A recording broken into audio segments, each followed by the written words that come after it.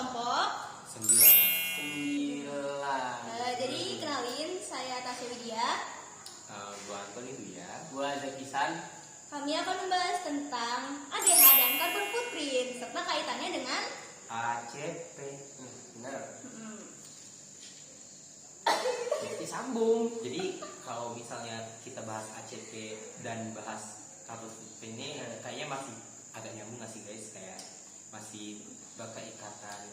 Jadi kayak lebih bagusnya kalau misalnya kita bahas apa namanya itu jejak karbonnya dulu. Jejak karbonnya dulu ya. apa sih jejak karbon?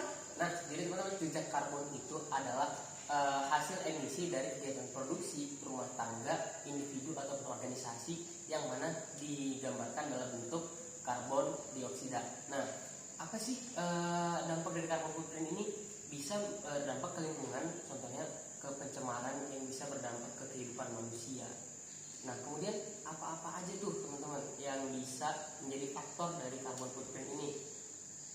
Kalau dilihat dari statistik tahun ke tahun, karbon footprint ini yang paling besar diakibatkan oleh limbah rumah tangga. Tetapi ada faktor-faktor lainnya yang juga berpengaruh besar dalam karbon footprint ini. Contohnya seperti energi, kehutanan, pertanian, dan peternakan, serta sampah di luar limbah rumah tangga. Nah, untuk hubungan-hubungan lainnya itu mungkin bisa dijelasin oleh teman saya di sini nih, ada Tasya.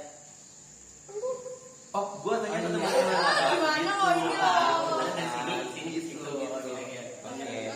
Jadi kalau misalnya bahas hubungan, tapi kita lebih dahulu bahas upaya dulu ya teman-teman. Tadi ada faktor-faktor nih. Nah, ternyata juga ada upaya-upaya untuk menyelesaikan permasalahan dari jejak karbon tersebut. Kasih tahu. Nah, upaya-upayanya itu dimulai dari diri kita sendiri, keluarga, lingkungan, institusi, negara, bahkan bangsa dan dunia.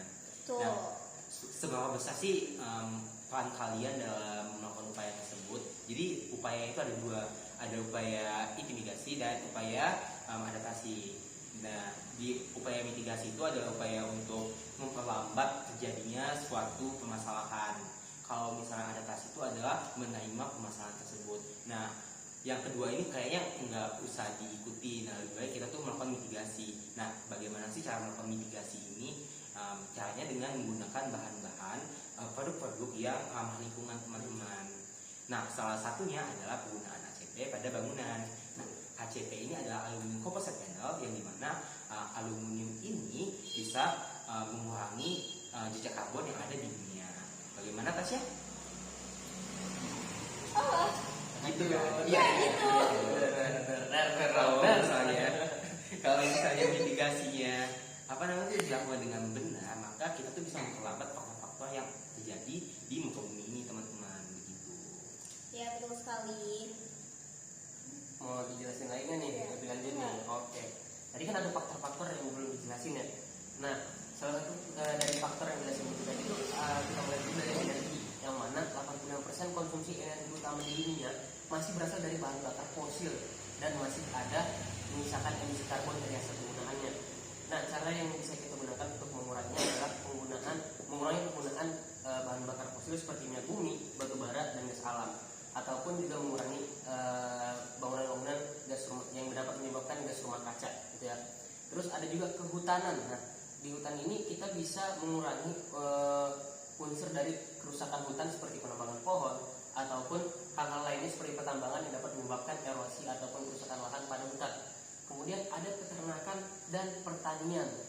Nah, untuk mengurangi karbon footprint di peternakan dan pertanian, kita bisa menerapkan budaya ternak yang lebih maju ataupun yang lebih efisien. Kemudian persawahan maju, lahan pertanian terutama di penggunaan pupuknya, dan pembakaran sisa bahan pertanian yang bisa kita minimalisir karbon footprintnya. Kemudian yang terakhir ada sampah. Nah, sampah ini seperti yang kita lihat dari materi sebelumnya ya, ada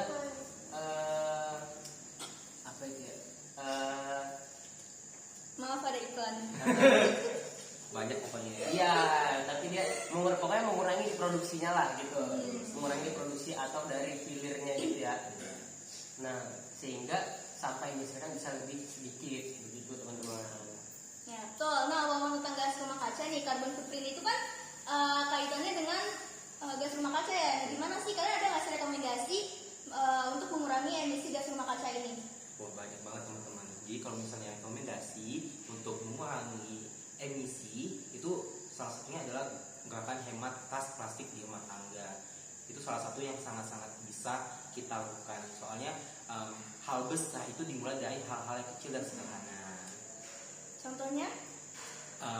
Dengan mengurangi penggunaan listrik di rumah, terus juga pemakaian ACP, teman-teman, pemakaian ACP, ingat banget itu pemakaian ACP. ACP. Ya, kita harus memakai ACP. Biar apa? Biar ramah lingkungan.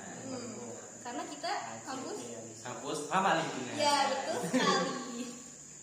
Tapi kayaknya bahasan kita cukup di sini nggak sih? Iya betul. Karena kalau kita kebanyakan ini tuh lihat udah lewat 5 menit. Ya Lewat. betul teman-teman. Nanti kalian bosan menonton. Ya tidak. Betul. Tapi kan kita nggak mau bosanin kan? Karena materi kita sangat Sangat-sangat insightful. Ya nggak sih? Itu waktunya. Nah. Iya dong. Ya Oke, gitu. oke, guys. Thank you. Dulu ini penutupan dulu. Sabar dulu. Nah gimana nih teman-teman? Apakah kalian merasa wawasan kalian merasa ditambah? Ya tertambah. Tertambah. Merasa ini kan? Maksudnya mendapat wawasan baru. Tertambah. Apakah kalian mendapat wawasan baru dan pengetahuan baru mengenai ACP dan hubungan dengan karbon footprint ini? Kasih tahu di kolom komentar. Jangan lupa komen. Jangan lupa Ya. komen. Don't forget to like, comment, and subscribe. Siap. Dadah. Dadah. Sampai jumpa di next episode. Jangan bosan ya. Oke. Nggak bakal Sampai bosan. jumpa di minggu depan. Dadah. Dadah.